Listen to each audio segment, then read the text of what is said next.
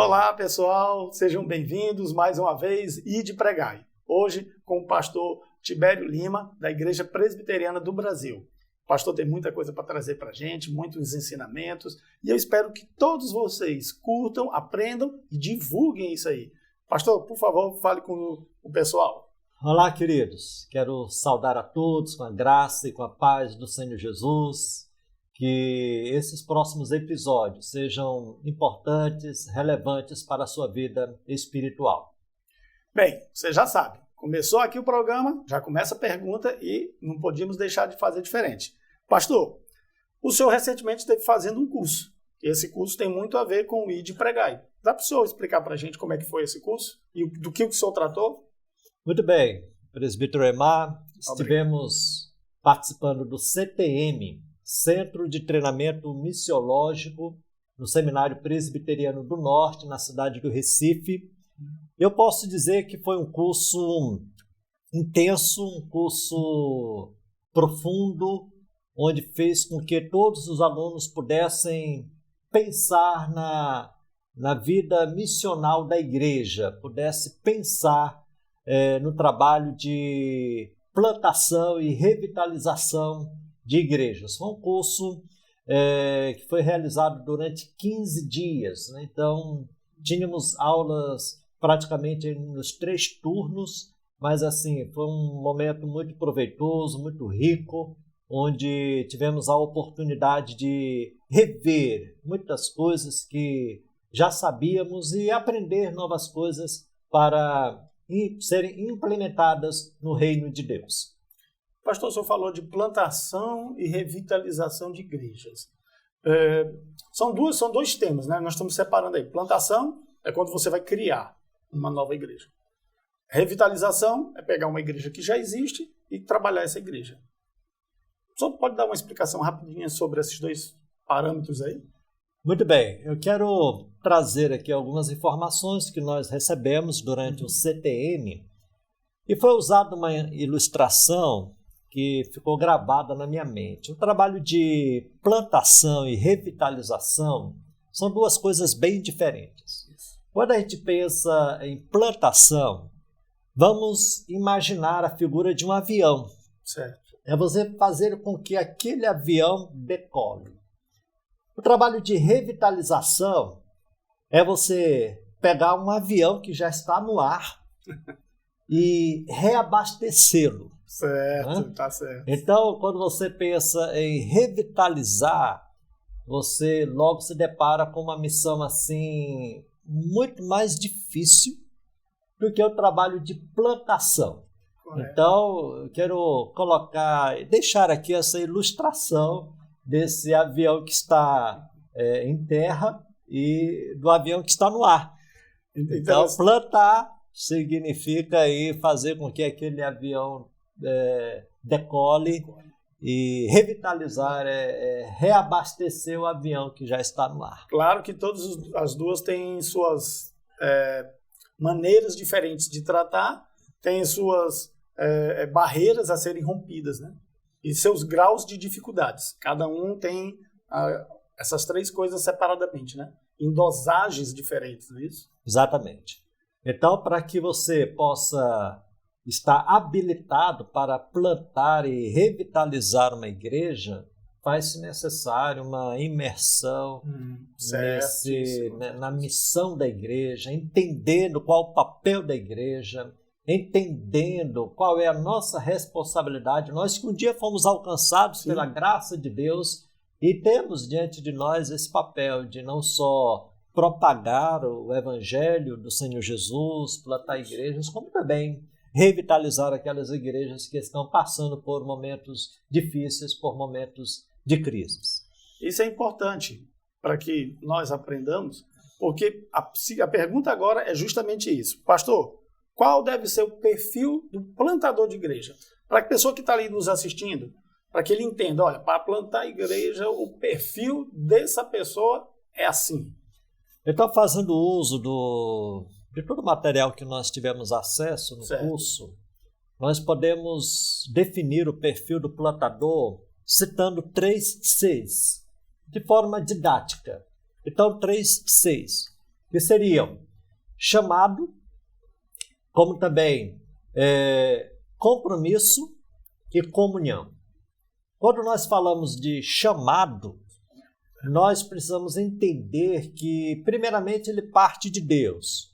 Realmente, o plantador precisa sentir-se vocacionado para essa missão. É um chamado específico, não só para desenvolver suas habilidades como um cristão, mas, acima de tudo, de plantar igreja, investir na expansão do reino. Então, é necessário que o plantador ele tenha esse chamado muito claro na sua mente. O segundo C diz respeito a compromisso. E quando eu falo de compromisso, é no sentido de perseverar nessa missão, mesmo diante das turbulências, mesmo diante das situações difíceis. E aí me vem à mente aquela colocação do apóstolo Paulo, que para ele o viver era Cristo. Ele estava totalmente comprometido com a missão de Cristo, mesmo diante de todas as perseguições, de todas as dificuldades, as afrontas que aquele servo de Deus enfrentou na sua época. Então, exatamente, além do chamado, compromisso.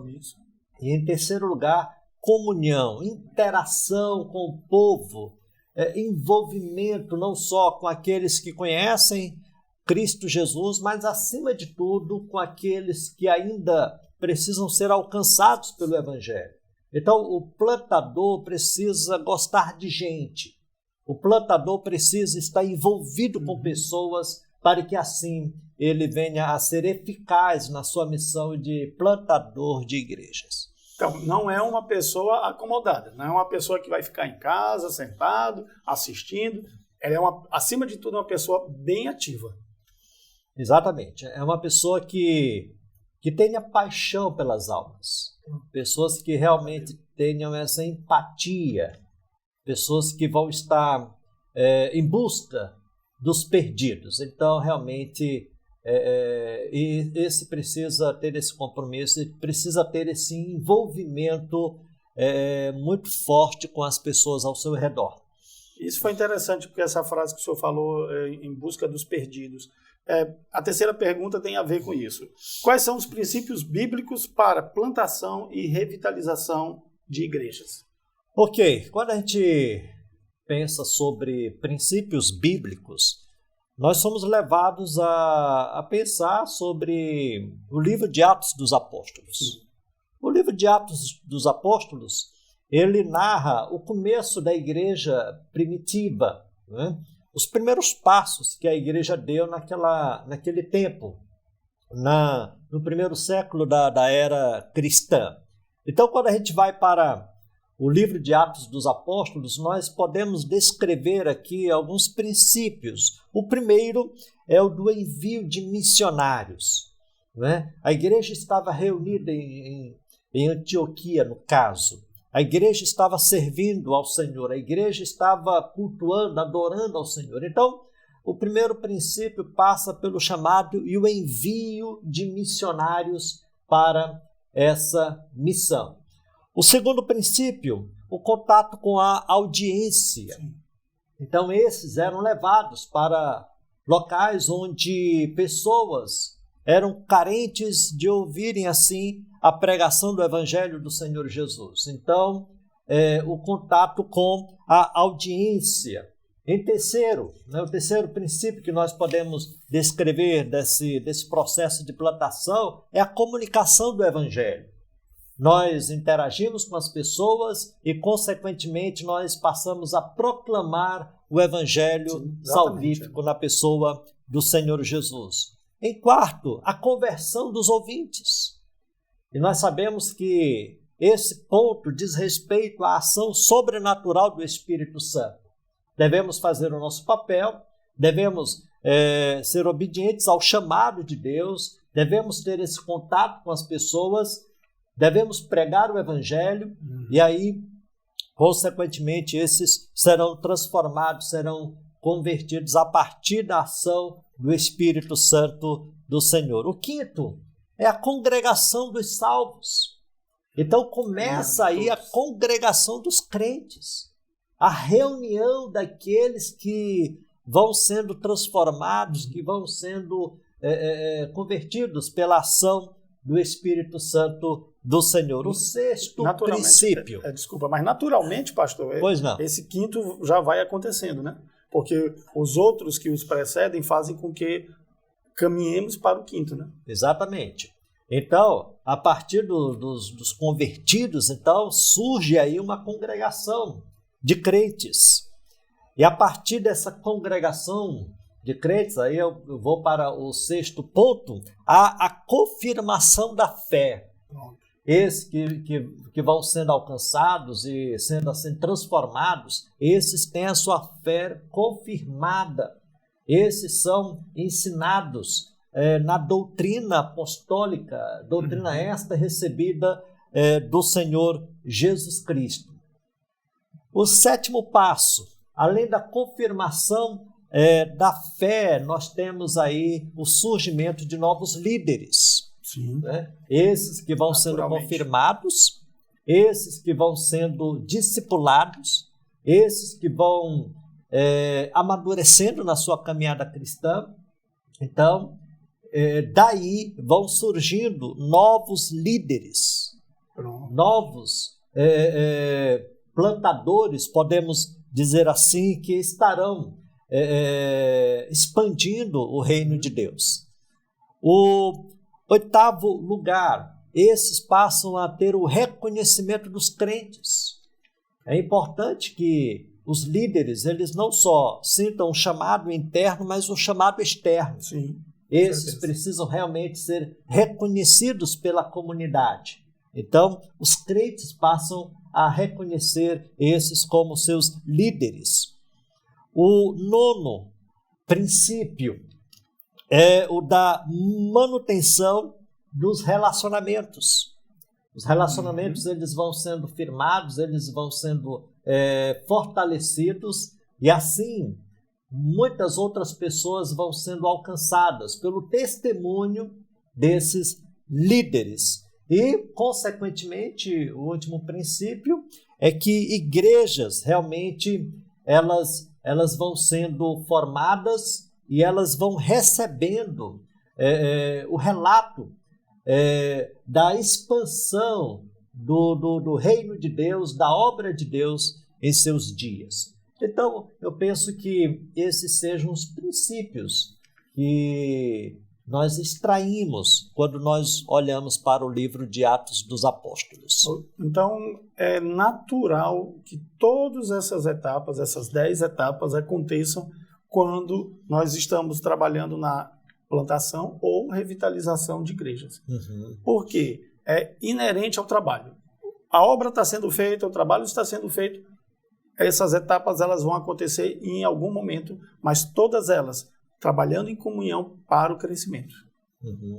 A gente vai percebendo que quando a igreja ela caminha nesse sentido, quando a igreja ela percebe qual a sua missão, qual a razão da sua existência, então igrejas vão sendo plantadas e outras vão sendo revitalizadas a partir do fortalecimento da fé desses cristãos. Não há necessidade, então, pastor, de haver uma disputa territorial entre igrejas. Eu vou atingir aqui um bairro, vou trabalhar no outro bairro. Não há razão no sentido de que algumas igrejas não compartilhem com outras igrejas em determinados momentos, porque tudo é feito para honra e glória, para glorificarmos a Deus. E esse trabalho de revitalização e de plantação de igreja tem esse objetivo também. Então, hoje, mais do que nunca, nós precisamos, como igrejas e igrejas co-irmãs, trabalharmos em conjunto para levarmos a palavra do Senhor. Porque, afinal de contas, o ide e o pregai é para todos. Não é apenas para uma denominação, não é apenas para um grupo de pessoas. O pastor está nos trazendo aqui informações do curso que ele está fazendo, que ele fez, né? O senhor terminou já? Fiz. Terminou o curso. Do curso que ele terminou, Você aí de casa, anote aí tudo que ele falou, volta o vídeo, anota ali os 3C, não é isso, pastor? Os 3C. Depois, os 10 princípios que ele trouxe aqui e aplique. Aplique na sua igreja, antes da igreja, aplique na sua vida, para que você possa contribuir. Pastor, muito obrigado. Vamos para o próximo episódio. Obrigado, pessoal. Deus vos abençoe.